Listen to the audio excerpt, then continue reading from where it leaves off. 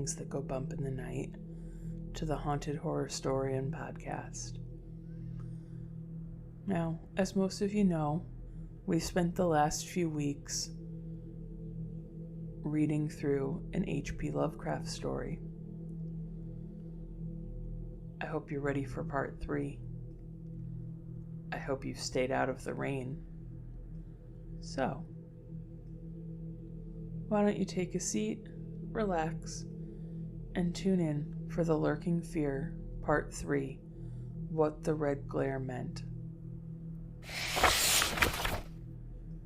On the tempest-racked night of November 8th, 1921, with a lantern which cast channel shadows, I stood digging alone and idiotically in the grave of Jan Bartens. I had began to dig in the afternoon because a thunderstorm was brewing, and now that it was dark and the storm had burst above the maniacally thick foliage, I was glad. I believe that my mind was partially unhinged by events since August 5th, the demon shadow in the mansion, the general strain and disappointment, and the thing that had occurred in the city of an October storm. After that thing, I had dug a grave for one whose death I could not understand. I knew that others could not understand either, so I let them think Arthur Monroe had wandered away. They searched but found nothing. The others might have understood, but I dared not frighten them more. I myself seemed strangely callous.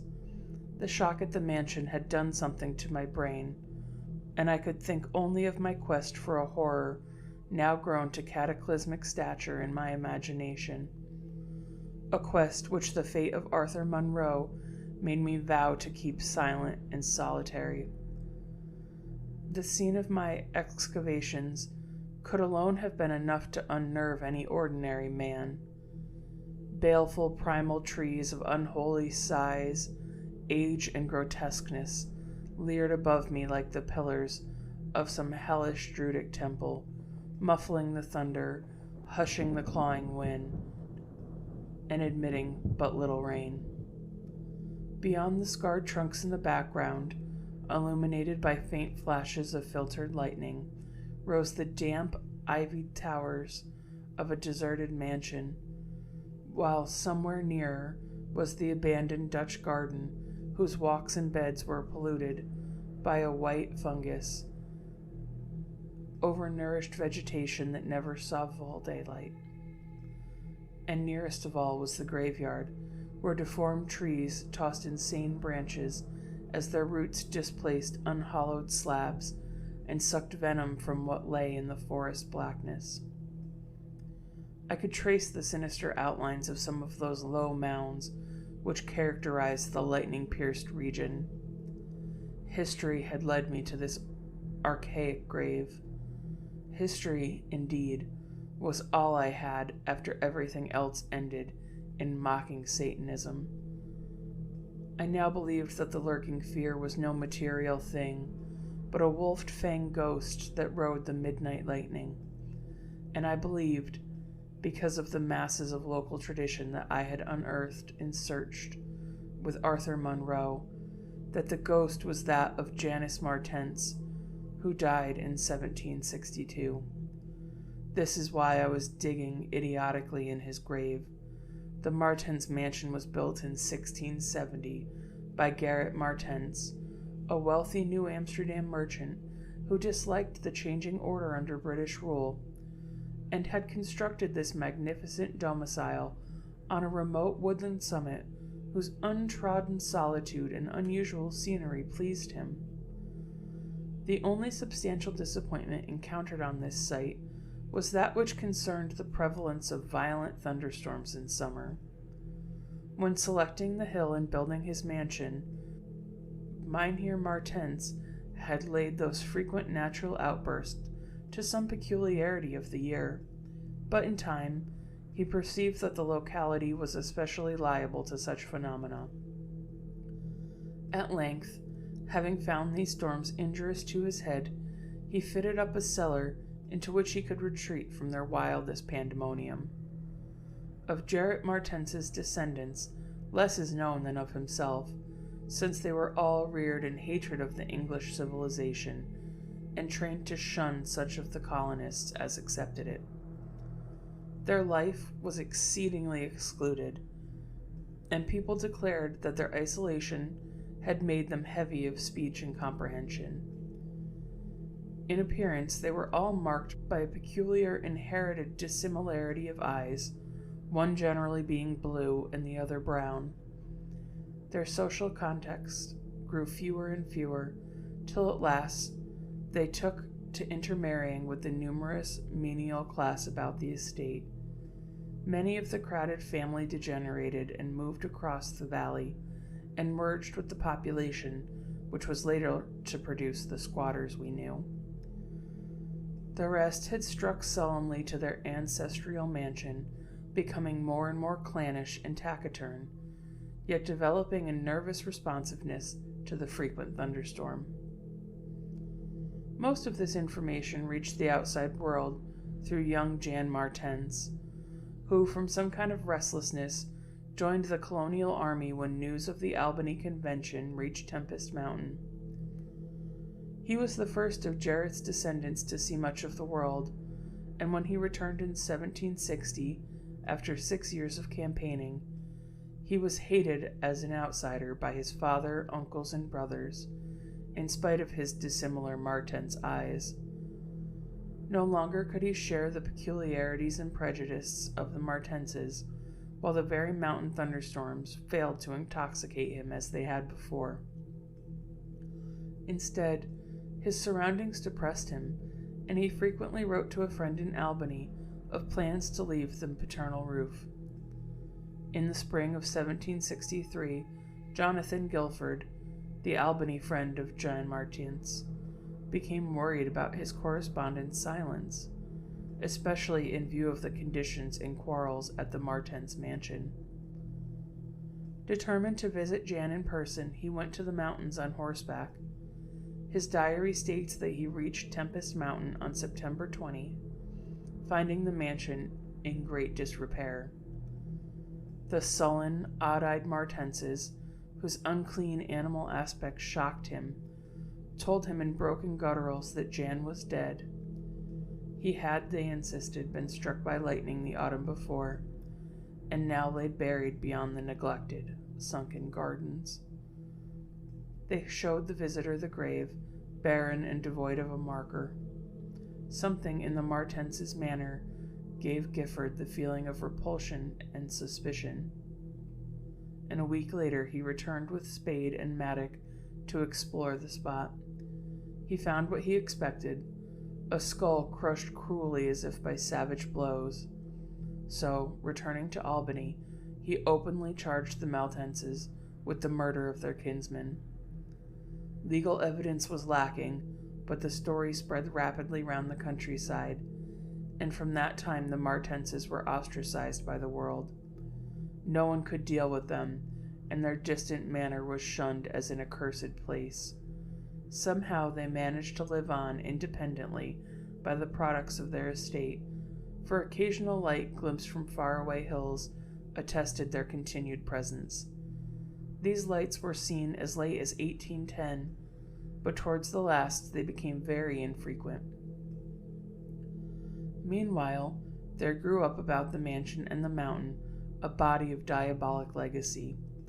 The place was avoided with doubled assuredness, and invested with every whispered myth tradition could supply. It remained unvisited till 1816, when the continuing absence of light was noticed. At that time, a party made investigators, finding the house deserted and partially in ruins. There were no skeletons about, so that departure rather than death was inferred. The clan seemed to have left several years before, and improvised penthouses showed how numerous it had grown prior to its migration.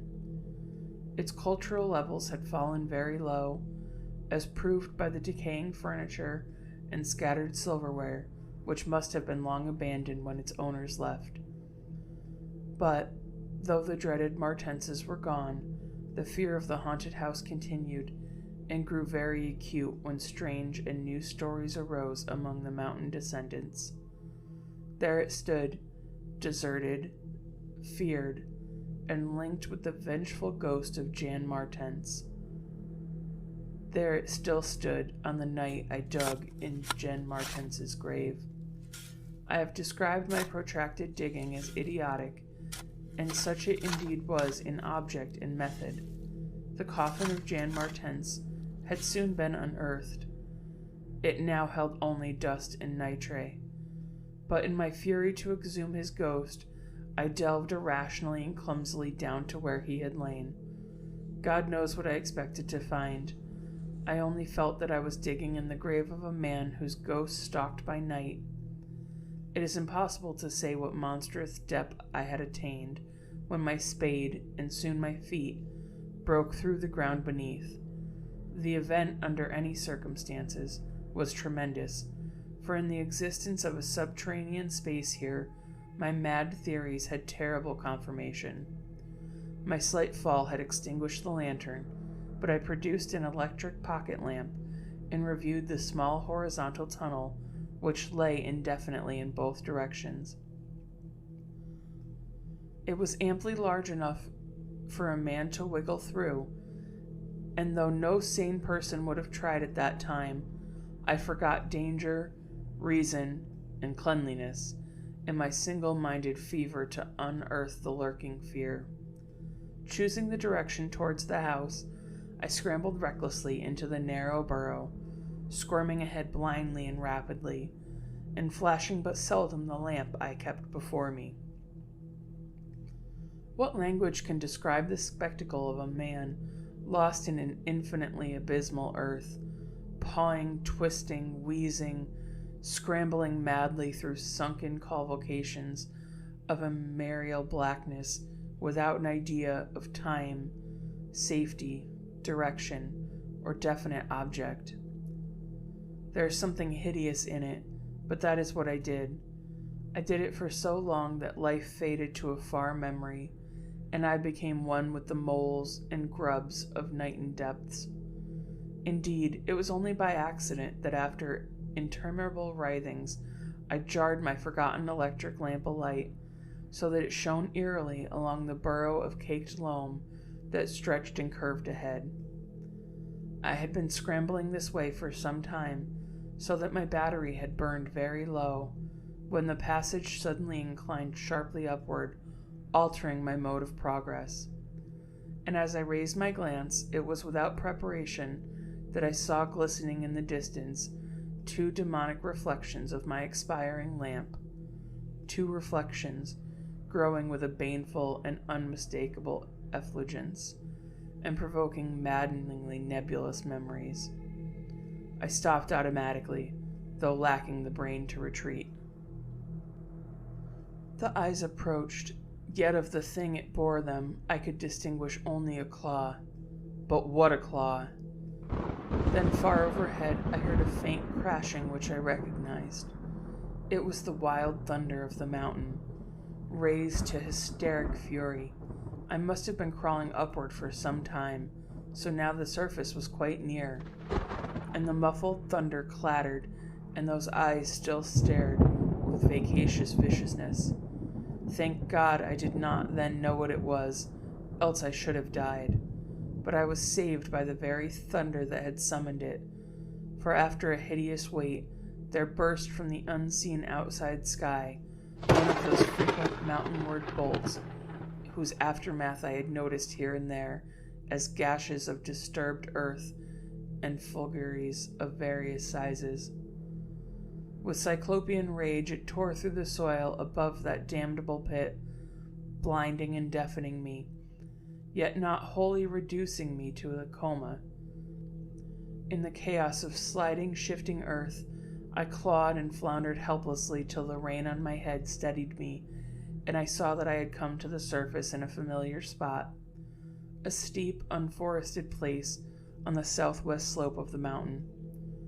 Recurrent lightning sheets illuminated the tumbled ground and the remains of a curious low hummock which had stretched down from the wooded higher slope. but there was nothing in the chaos to show my place of egress from the lethal catacombs. My brain was as great in a chaos as the earth, and as a distant red glare burst on the landscape from the south, I hardly realized the horror I had been through. But when 2 days later, the locals told me what the red glare meant, I felt more horror than that which the mold burrow and the claw in the eyes had given. More horror because of the overwhelming implications. In that city, 20 miles away, an orgy of fear had followed the bolt which brought me above ground, and a nameless thing had dropped from an overhanging tree onto a weak-roofed cabin. It had done a deed, but the citizens had fired the cabin in frenzy before it could escape. It had been doing that deed at the very moment the earth caved in on the thing with claw and eye.